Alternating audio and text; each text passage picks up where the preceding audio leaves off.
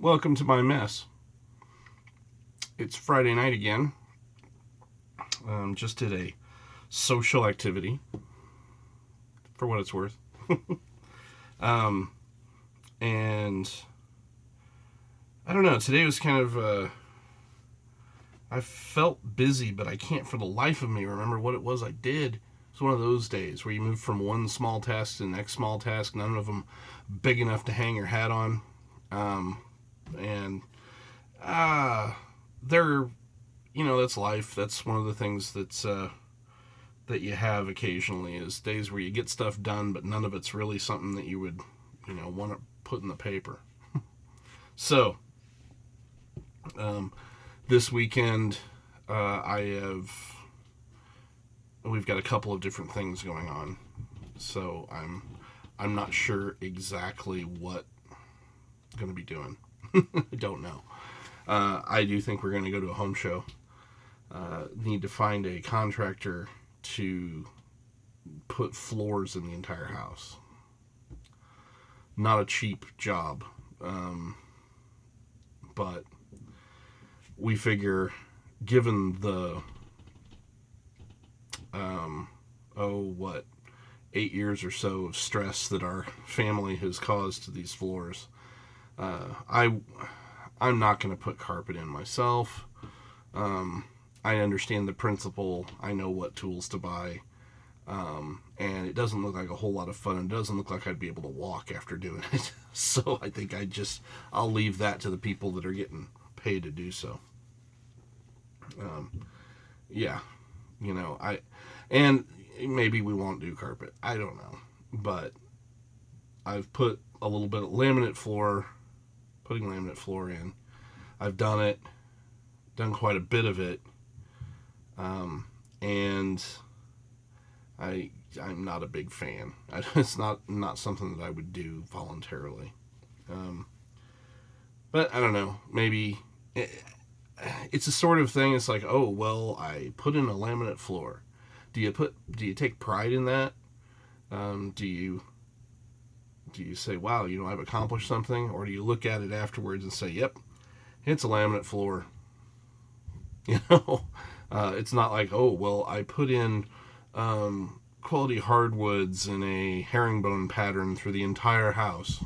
It's like, okay, that you're crazy, but that's something you can be proud of, I guess. Laminate flooring, I'm not so proud of, so I'm not gonna worry about that.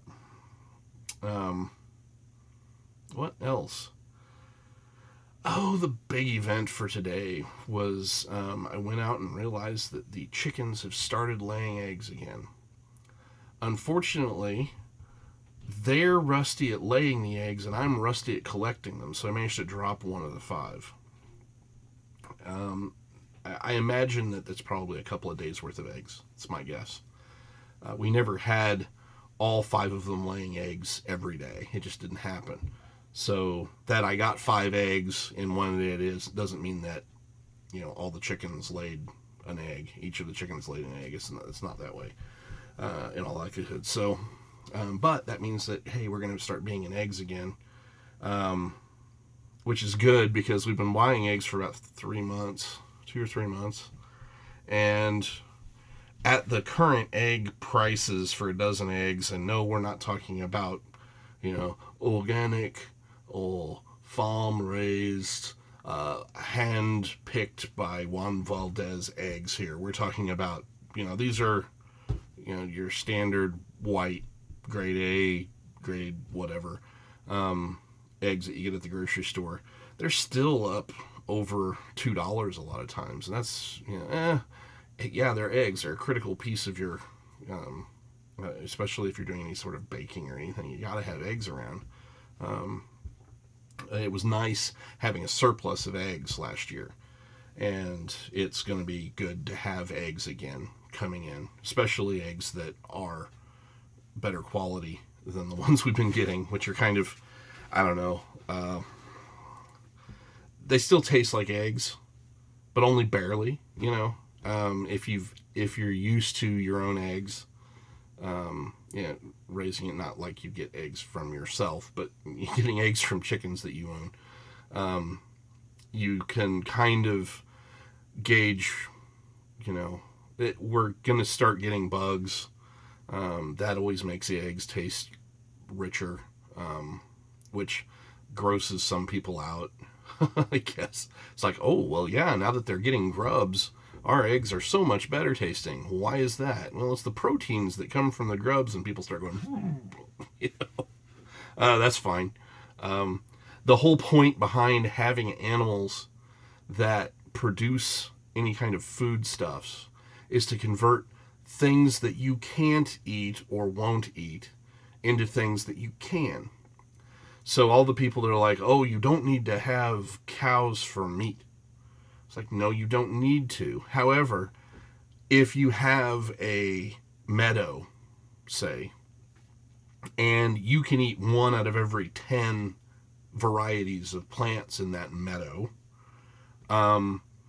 you can collect those, then let the cow through, and it can eat the other 9, plus any of the others you missed, and convert it into something that you can eat. So, that's the point. And I don't have cows, and I don't have the land for cows, but I do have chickens.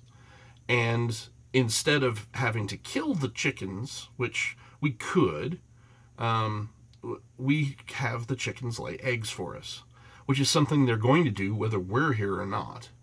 It's just a natural thing that they'll do, except they'll likely be killed by hawks because I'm not protecting them. But anyway, the chickens, if I were to vanish and the chickens didn't starve to death before they figured out how to get out of the pen that they're in, they would survive on their own, and they would continue to lay eggs in random places around the world. Wherever they wander, they'll be dropping eggs along the way.